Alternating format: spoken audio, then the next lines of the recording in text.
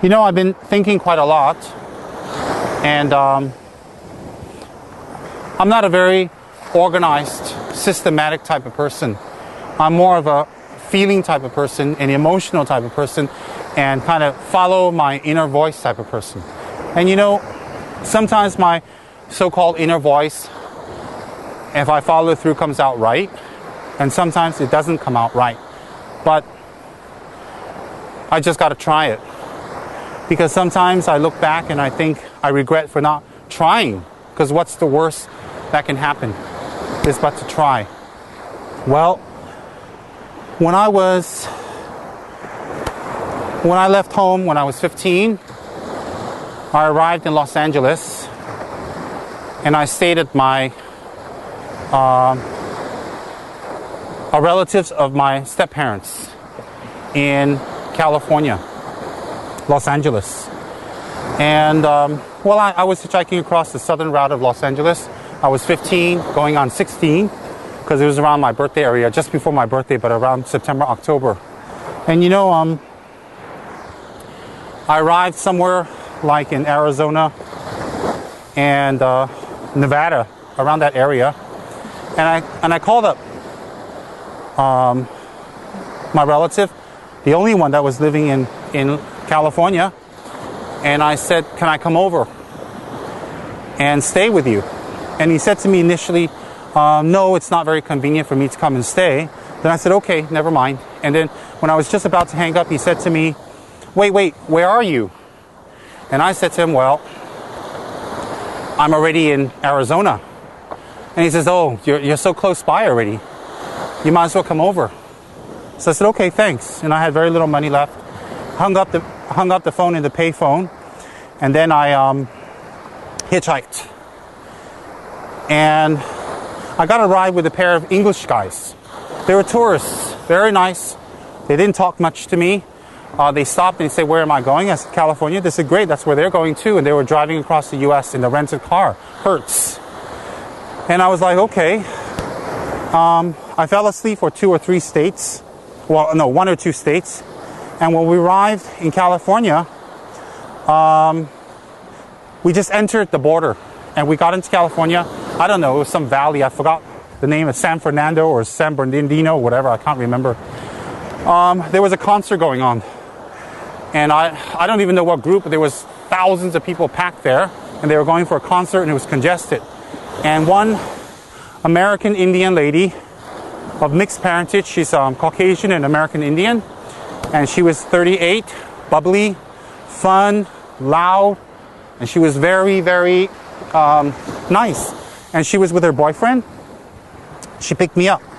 And she said, what happened to you? And I said, hey, I ran away from home. She says, oh, I did too. And I'm like, oh, you're 38, you ran away from home? She says, yeah, I ran away from home because her father, didn't accept the fact that she had an 18-year-old boyfriend and she was 38. And I'm like, okay, whatever, cool. So she took me to her boyfriend's house. I met her boyfriend's parents. This is already in California. And they're all very friendly. And they gave me a sandwich because I was hungry and some milk, some drinks. Then she said, what's going to happen to you? I can't remember this lady's name. It's too bad for me. She was really nice. And I said, well, I need to get to Monterey Park. That's in the suburbs of LA. And that's where my father's relatives are staying. And she says, I'll take you. She borrowed the car from her boyfriend's parents, and she drove me. It was something like a 1.5, 2 hour, maybe 3 hour, about 2 hour drive. And when we arrived, my father's relative and his family were not in. They were out. So she dropped me off there. I said goodbye. And I waited in front of the house. And I was really moved and touched because this lady was really kind. So I stayed at my cousin's house. His name is Bob and his wife is Pauline. And they were very nice and accommodating. I stayed there for 2-3 months. And by law, before you're 18, you have to go to high school. So I re-enrolled in Mark Keppel High School. And I worked at night in McDonald's. And I stayed in Bob's house. So during the day, I went to school. And at night, I went to Bob's. And in the whole school, I mean, because it's California, it's Los Angeles, so you have a lot of kids, drunk mothers, abortion cases, You know, you have kids who are delinquents, you have kids who don't want to study in gangs. I mean, it's a city, you know. I'm not criticizing anyone. So they have a special program called GED, General Education Degree or Diploma. And those are for kids who can't stay in high school and finish. So I was in the 10th year of high school when I left Howell. And so in California, I continued my 10th year and I went for the GED test. And I think, I don't know, 5 or 10, 15 kids went for the test in the whole school. And 2 of us passed. You know, we had to go really far and it was a really grueling test. And I passed the test and I got my GED degree, which is General Education Diploma, which is equivalent to a high school diploma. Because in the States, you have to go 8 years in elementary by law and 4 years in high school by law. Then you can go to college or university, whatever you like, but that's optional. So I dropped out of school. I got my GED and I can go to college anytime. Legally, I don't have to go to school anymore because once you get the GED, you don't have to go to school. So I went to work full time, as much as I can get.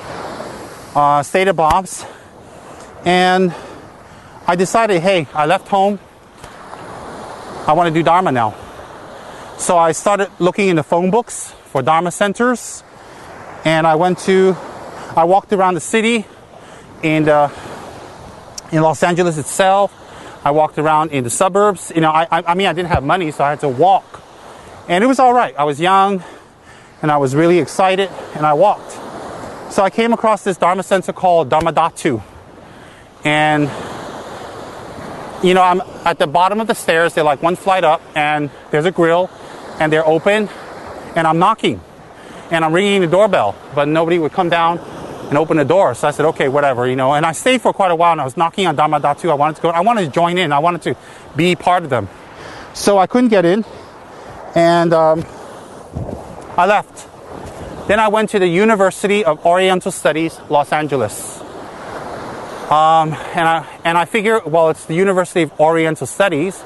So since it's the Oriental Studies, there's going to have a Tibetan department. There's going to be a shrine room and a Buddha. And I'd like to kind of go to the shrine room with my sadhana and my mala. And I'd like to kind of do my prayers and meditations because I haven't been in front of a proper shrine for months, you know. So I went there and I met a very nice professor, Dr. Leo Pruden, who has since passed away. And I told him my story. I told him what I was looking for. And I said I was looking for a shrine. And he says, well, young man, we don't have a shrine here, but I know where I can find one. And I said, where? He says, there's this center in Los Angeles. It's on 135 St. Andrew's Place. And it's not far from Hancock Park, which it's Los Angeles. And he says, there's a center there with a very wonderful teacher named Gishi Tudum Gson. And I was like, oh, wow. So, you know, this professor, he got me in his car.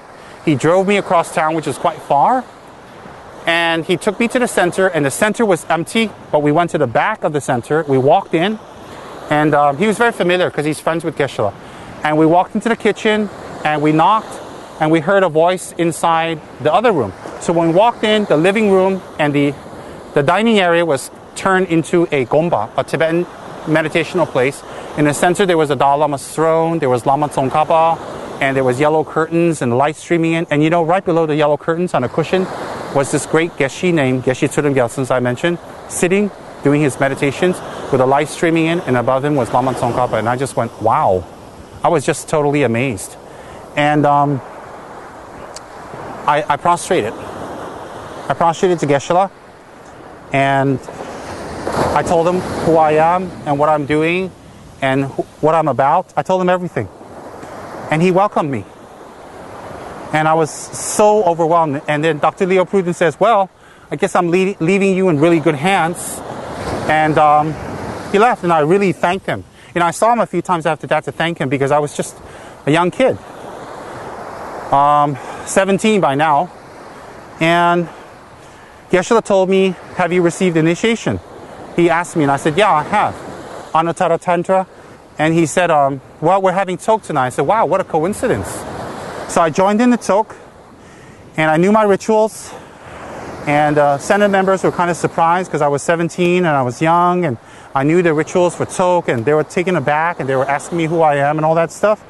And so what happened was, then I returned home, to Bob's place in Monterey Park, and I started commuting back and forth by bus. It took about 2.5 hours by RTD bus to get from Monterey Park to where the center was. So I decided to move into the center. And I talked to the center, and their rental was about $250, which I could not afford a month. So they talked with the committee. They say he's a real nice young boy and he really wants to do Dharma. Let's help him. So they had a small room downstairs next to the kitchen. It was really small. It was maybe 10 feet by about 8 feet. And it was in the Dharma Center, and upstairs lived another Dharma student. And Geshe-la's sponsor, Robert Stone, and Geshe-la himself lived upstairs. Next to me was the Gompa in the kitchen. And you know what? I didn't have to put a deposit or nothing. I moved in. So I went back and I told Bob, I'm moving in. And he says, are you sure this is what you want to do? And I said, it is. I do. I left home in New Jersey to do this. And so Bob gave me his permission, and I thanked him and his lovely wife for having me over his home.